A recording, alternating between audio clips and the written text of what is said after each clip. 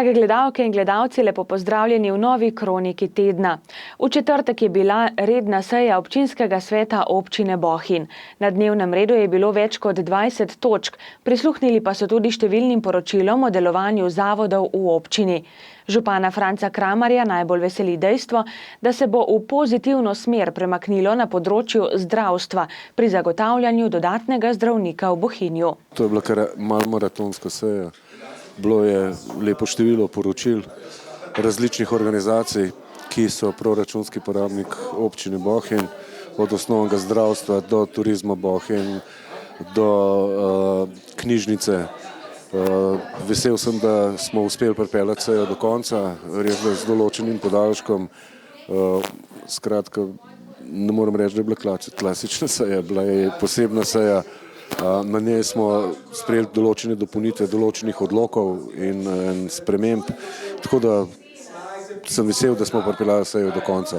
Za nove mandate so potrdili tudi nove stare direktorje nekaterih zavodov. Kolmanova je dobila soglasje za direktorico knjižnice Antona Tomaža Linharta, Klemen Langus je dobil soglasje za imenovanje za direktorja javnega zavoda Turizem Bohinj, tako da lahko rečem uspešno.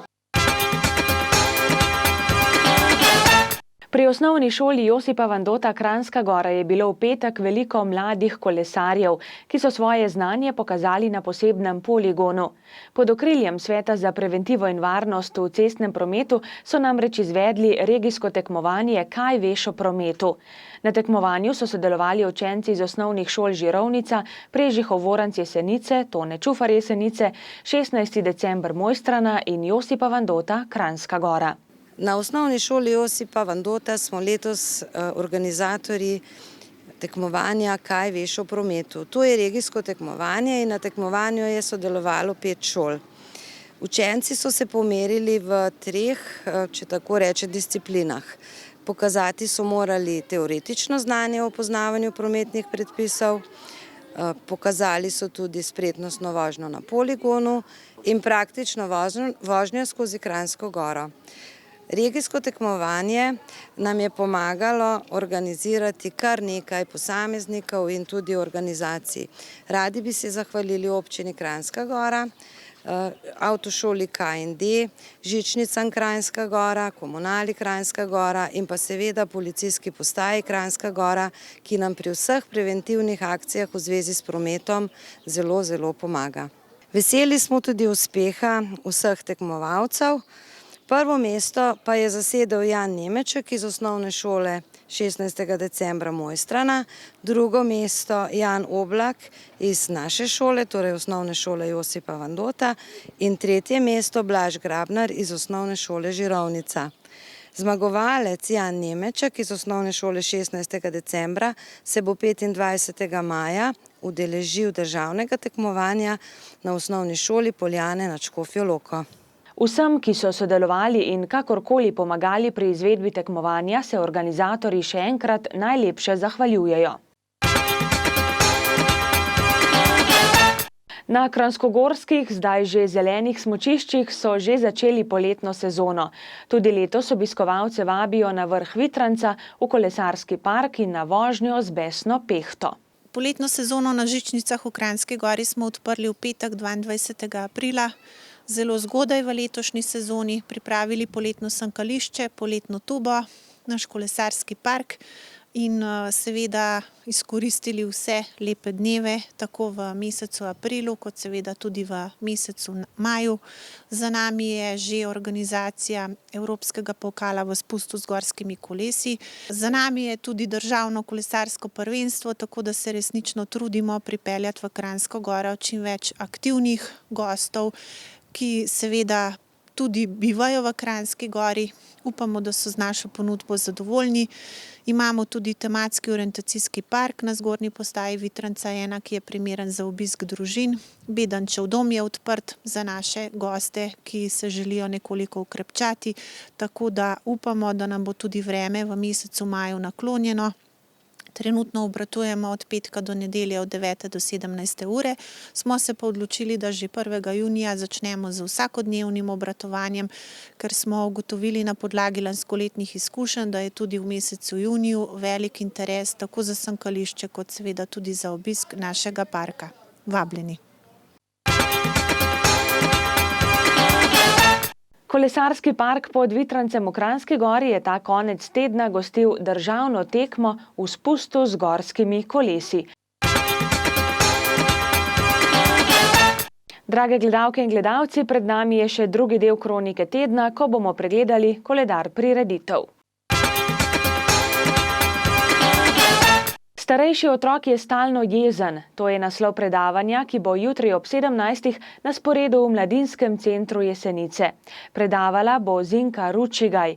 To bo tudi zadnji klepet staršev in predavateljice pred poletnimi počitnicami. Ragor pripravlja seminar Davčne blagajne v praksi, ki je namenjen vsem, pri katerih novi zakon o davčnih blagajnah posredno ali neposredno vpliva na poslovanje in bi zato želeli prave informacije in prave rešitve.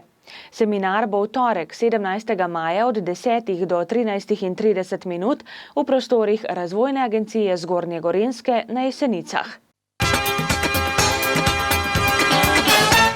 V Železarskem muzeju na Stari Savi na Jesenicah bodo v torek odprli razstavo Pranje in perilo skozi čas. Na ogled bo do 19. septembra. V sredo ob 17. bo v Liznikovi domačiji v Kranjski Gori etnološka delavnica zavezovanja peč in rut ob mednarodnem dnevu muzejev. V prostorih Društva mladih Kranjska Gora bo v petek ob 20. potopisno predavanje o Patagoniji. V petek se začne pomlad pod Triglavom. Od 14. do 18. bosta v Slovenskem planinskem muzeju v Mojstrani posvet in slavnostno odprtje razstav 40 let evropske pešpoti v Sloveniji in izzivi slovenskega gozda. V soboto pripravljajo planinske ustvarjalnice, pohode, srečanje mentorjev, učencev in dijakov v projektu Turizmu pomaga lastna glava in rajže po poteh triglavskih pravljic. V nedeljo bo srečanje popotnikov v okviru 40-letnice evropske pešpoti, program pa bo sicer potekal do sobote 28. maja. Proslava krajevne skupnosti Rute Gozd Martuljek Srednji Vrh bo v nedeljo ob 18. v dvorani gasilskega doma v Gozdu Martuljku. Poleg otrok iz plesne šole Miki in glasbene šole Jesenice bo nastopil tudi Andrej Šifrer. V ponedeljek od 17. do 18:30 bo v piceriji Pino v Kranjski Gori delavnica za otroke Pinov mali picopek. Juriš na Dovško babo bo v soboto 28. maja. Razpisane kategorije za tekmovanje so tek za odrasle in otroke, nordijska hoja in kolesarjenje. Prijave že zbirajo, več informacij pa dobite na spletni strani Turističnega društva Dovje Mojstrana. Drage gledalke in gledalci, to je vse v današnji kroniki tedna. Želim vam prijetne dni, ki so pred nami in nasvidenje do prihodnjič.